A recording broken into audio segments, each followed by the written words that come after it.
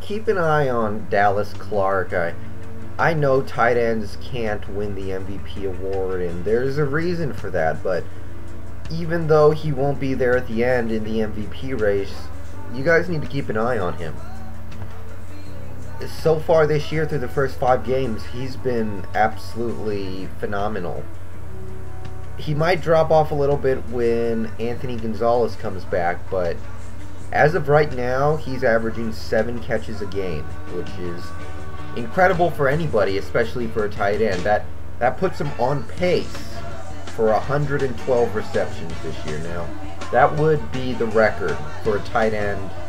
I think the record's been set by Tony Gonzalez in '04 or something like that. But that would be the record by quite a bit. As for yards, 441 so far this year. That puts him on pace for 1,411. That would also be the tight end record, breaking a slightly older record held by, I think Kellen Winslow back in the 80s, something like that. But as of right now, the dude's on pace to break both tight end receptions and tight end receiving yards records. So keep an eye on it. Keep an eye. Maybe I'm just a sucker for Denver's success so far this year, but it needs to be said. I think Kyle Orton has earned his spot in the top 10 MVP candidates right now. He's led a team that's now 5-0, really the surprise of the league. And when you think of all the pressure put on this guy because of the Jay Cutler situation, you got to give it up to him. A lot of people thought that Denver wasn't going to compete this year because of Kyle Orton, and they're competing, so you got to give a lot of credit to Kyle Orton. He's really upped his game when he needed to. He really didn't play well the first 3 weeks, but did excellent against Dallas, played out of his mind against New England. Has only turned the ball over once all season, and that was a Hail Mary at the end of a half. So I don't see why not. I mean, that sure looks like a MVP candidate to me. He's not going to be there at the end, but as of right now, the dude has earned it, and secretly he's on pace for close to 4,000 yards. I know it's not going to last, but as of right now, you got to give it to Darren Sharper. I think he's a top 8 MVP candidate, and I'd put him at number 8. You know, his team's undefeated. That has very little to do with him, in all honesty, but dude is lighting it up right now. What else can you say? 15 tackles, half a sack, 5 interceptions, 275 interception return yards, 2 pick sixes. So he is getting it done out there. He's playing like he did for Minnesota back in 2005. He's playing like he did in his prime, and right now I wonder if Minnesota's kind of thinking to themselves, dang, we shouldn't have let this guy go. But it's not going to last. He'll drop off, but as of right now, very few players in this league are playing better than Darren Sharper, so you got to give him his credit. I didn't really want to do this because in reality, Carson Palmer isn't playing that great. He's had quite a few turnovers. His completion percentage is fairly low. He doesn't have a lot of touchdowns or yards or anything like that. Overall, he's not playing that well, but God, the Cardiac Cats have been reborn as the Cincinnati Bengals. And, you know, looking at what Palmer has done, he led what should have been a game-winning touchdown drive against Denver.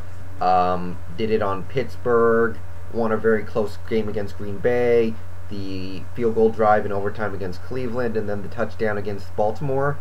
I got to throw it out for him. Overall, he's not playing that great, but when the band's playing, he drives them down for the win, and I got to give him something for that. So there you go. You know, I remember back in the '06 draft when the Broncos took Elvis Dumerville. I thought to myself, that's a nice pick. I kind of like that. That's a good player. They're going to be happy with that, and it's happened this year more so than ever. And you know, he's been good throughout most of his career, but 8 sacks through 5 games. He's forced a fumble, 18 tackles, but really it's all about the never-ending quarterback pressure that he applies. and he's one of the main reasons why this defense that was so bad last year is so good this year. So he's certainly one of the top defensive players in the league applying pressure. You got to give him a high ranking on an MVP list as of right now, and I think he'll be there at the end of the year. Are we really here right now? Really? Huh. Cedric Benson is top 5 in the MVP ballot. Right now, I think you got to give it to him. 111 carries, 487 yards, 3 touchdowns, leading the league in rushing, on pace for over 1,500 rushing yards, on pace to lead the league, obviously, playing great, breaking off some big runs in key situations, and really showing that, you know, his career still has life in it. I mean, he was kind of the butt of jokes not too long ago, but he has found himself in Cincinnati and has really emerged as a workhorse kind of back, and you got to give it to him. He belongs on this list right now.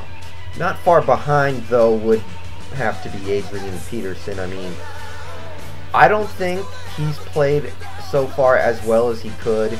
Right now, I think teams are selling out to stop the run, putting 9 in the box, or, you know, even 10 in the box, or whatever they got to do to stop Peterson, and making Favre beat them, and so far he has. So not only is Peterson putting up amazing numbers, you got to credit him for opening things up for Favre. So I got to put him in the top 4. 99 carries, 481 yards, that's good for 5 yards a pop, 7 touchdowns, which is sick. He has lost 2 fumbles, and, you know, you don't like to see that because that's his career problem, but dude's catching some passes. Dude is just a monster, and you gotta have him up here, so there you go. Generally, I think the Giants are all about the team effort, a bunch of different players contributing, and they come out as one of the best teams in the league. But I do gotta give it to Eli Manning. I think he's gotta be on this list. I'd put him in number 3. I put him real high. He's the quarterback of maybe the best team in the league. We'll see as time goes by, but certainly one of the best. He's completing just under 65% of his passes, on pace for close to 4,000 yards, I think. 10 touchdowns, 4 turnovers, 2 sacks all year, which is insane. And I trust him. I mean, 4 of those games really weren't that competitive, but when they needed Eli against Dallas, he lit them up. So when they've needed him, he has shown up in a big way. So I give it to him. Some people may not agree, but I think he's number 3 right now. It's a little harder for these Saints players because they've had a bye, but I gotta put Breeze on here because I really do think he carries that team in ways that other players can't possibly boast. I don't think a lot of those offensive players are nearly as good as you might think, and I think Breeze just somehow makes them so much better. Like Eli, I think Eli makes his surrounding players look better. And 4 games, 9 touchdowns. That puts him within striking distance of 40 touchdowns, which would be a huge accomplishment, although the last 2 games he did slow down, really reeled it back, and didn't throw a touchdown or for more than 200 yards. He did avoid turnovers except for 1 fumble against the Bills, and just kind of managed the game and led the Saints to pretty decisive victories. So in those first 2 games, he destroyed his opponent, but in these last 2 games, scaled it back. I still think he's number 2 on this list. Breeze has nobody to blame but himself for not throwing a touchdown in the last 2 weeks, but he got jumped by Peyton Manning. Who else, right? 12 touchdowns through 5 games. That puts him on pace to throw like 39, meaning he'll be right there in range for 40. So if he has like a 6 touchdown game, he'll be there. And that could very well happen the way he's playing, but 40 touchdowns, only 5 players in NFL history have thrown 5 touchdowns in one season. Manning, Brady, Marino twice, and Warner. So that would be big. He's on pace to throw for over 5,200 yards, which would far and away be the record. On pace to come in 2nd all-time in single-season completions. So the dude is gunning for some serious number marks. And, you know, he'll probably throw less than 15 interceptions again. And he's got to be number 1. He's got his team at 5-0, and they look definitively like the best team in the AFC right now. And they're just kicking ass. So that's what I got. That's your top 10 MVP so far. If you guys agree or disagree, let me know. Let me know what you guys think. I guess that's about it. So as of right now, Manning's on pace to win his 4th MVP, and wouldn't that be something?